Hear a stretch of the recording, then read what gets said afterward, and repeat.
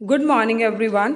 So today we are going to move further with your other land revenue policies.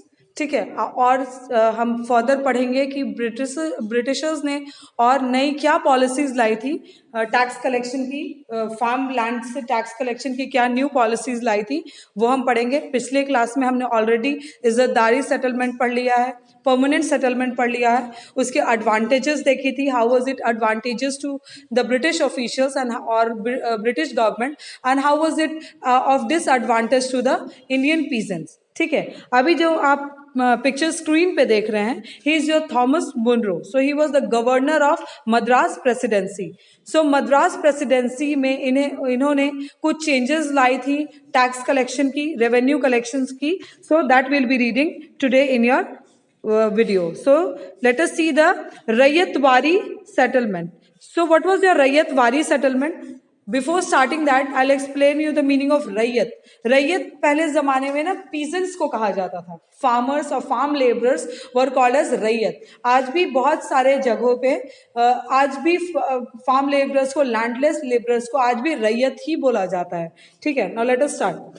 The governor of Madras province, Sir Thomas Munro, introduced a system of Rayatwari settlement in Madras presidency.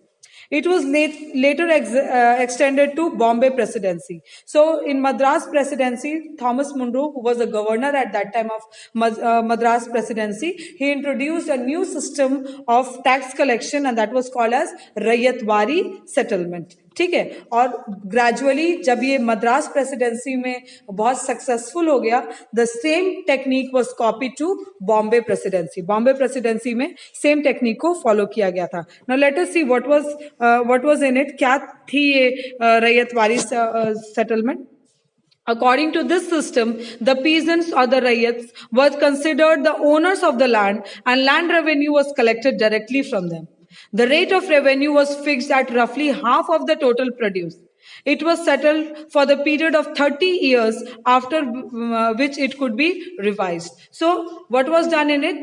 इसमें जो peasants या जो रैयत जिन्हें बोला जाता था, वो जिस लैंड को कल्टीवेट कर रहे थे वो उनकी अपनी लैंड की तरह ट्रीट किया जाता था, जो बाकी पहले दो सेटलमेंट्स में नहीं थी। इज्जतदारी और परमानेंट सेटलमेंट में मनी लैंडर्स इन्वॉल्व थे, जमींदार इन्वॉल्व थे, लैंड उन्हें टेनेंट्स की तरह ट्रीट किया जाता था। ठीक है, उन्हें किराएदार की तरह यूज किया जाता था। That means the land that they were cultivating they were not the owners of this land. But in ryotwari settlement what was done, उन्हें अपने लैंड के का ओनर बना दिया गया था और एक रेवेन्यू फिक्स की गई थी and rate of revenue was रफली half of the total produce. जितना आप प्रोड्यूस कर रहे हैं, जितनी आपकी प्रोडक्शन हो रही है, उसकी रफली हाफ जो है वो आपको ब्रिटिश गवर्नमेंट को दे देनी है। अब क्यों देनी है, that was not defined. Okay, they had to pay रफली half of the produce to the British government.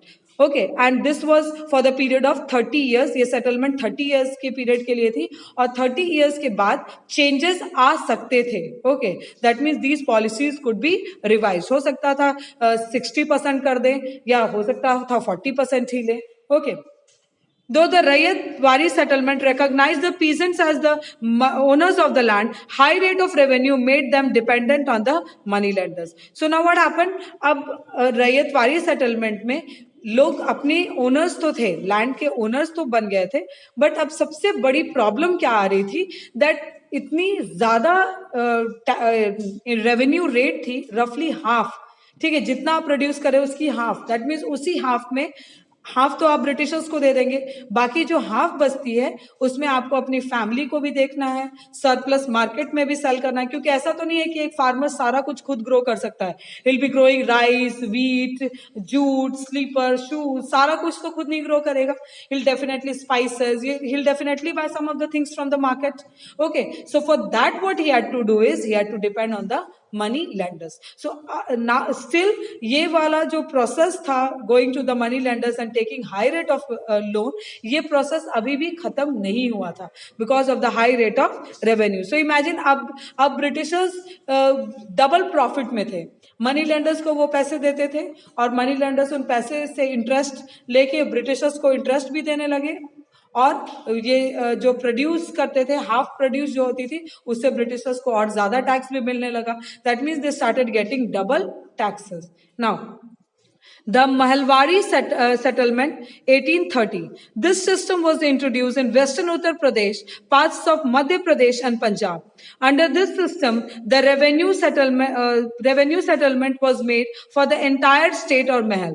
The talukdar or the head of the village had to collect the revenue from the village and hand it over to company. The rate of revenue was roughly half of the total agricultural produce, which was subject of a periodic revision. However, even under this system, the condition of peasants remained pitiable as the head of the village retained the right of extracting revenue. So, in Mahalwari settlement, what was done? Mahalwari settlement Uttar Pradesh, parts of Madhya Pradesh और पंजाब में introduce की गई थी, जहां पे revenue collection हर person से ना करके एक एंटायर स्टेट से किया जाता था. एक बड़े से पूरे तालुका में डिवाइडेड थी, ठीक है, और उसका हेड थे तालुकदार. जैसे 10 लोगों का या 15 लोगों के जो या 15 विलेजेस हैं, वो एक तालुकदार के अंडर में है. सो टू ऑल टुगेदर उससे कलेक्शन करेगा तालुकदार और वो फर्दर डिपॉजिट करेगा उस मनी को कंपनी को, ब्रिटिशर्स को. So in this process what and again the revenue was still roughly half of the agricultural produce. So when the talukdar got right to collect the revenue, again he became corrupt. He started thinking about his own profit. So what he started doing is he started collecting more than half. ठीक है, half तो उसे Britishers को दे देना होता था. So he started collecting more than half so that the remaining part he could keep to himself, keep with himself as as his share of profit. So even if company is getting 50%, company is at profit. If talukdar is collecting more, he is at profit. But again, whose condition is pitiable? Who is at a miserable state is the poor people. Now, British land revenue policy and Indian agriculture. The British did not experiment with various land revenue settlements in different parts of the country. All of them were aimed at extracting maximum revenue. Hence, the condition of peasants became miserable. So, Britishers never focused, उनकी कभी ये focus नहीं थी कि हमें नई techniques ले आनी है, हमें मॉडर्न फार्मिंग मेथड्स अडॉप्ट करने हैं, हमें ज्यादा लैंड को फर्टाइल बनाने की टेक्निक्स लानी है. They never focused on that. Their prime focus was collection of revenue. उन्हें केवल रेवेन्यू कलेक्शन से मतलब था. They were least bothered about the fertility or agriculture of the land. Now let us see. Land became a sellable commodity because in times of need the peasants could mortgage or sell it. So land became, अब क्या क्या changes आए land में? पहले जो लोग land कभी बेचते नहीं थे, they never thought of selling of their land. अब उन्हें ये तरीका आ गया that it became a sellable commodity. अब हम land को sell कर सकते हैं. जब हमारे पास पैसे नहीं है, हम लैंड को भी बेच सकते हैं. Beggars or bondage laborers increased as the peasants were forced to sell their land due to high rate of revenue. So bondage laborers, beggars, bondage laborers जो थे वो बहुत बढ़ गए थे, उनकी population बहुत बढ़ गई थी because they were forced to sell their land. वो अपनी land बेच देते थे, फिर they had no land to cultivate. So what they used to do is they used to work on others' land. जमींदार के लैंड पे वर्क करने लगते थे, या जमींदार ऐसा करता था, उनका जमीन पैसे के बदले जमीन ले लेता और उन्हें वो अपनी बॉन्डेज लेबर या बेगार बना लेता था. Agriculture condition continued to be stagnant as neither the British nor the landlords took step to improve it.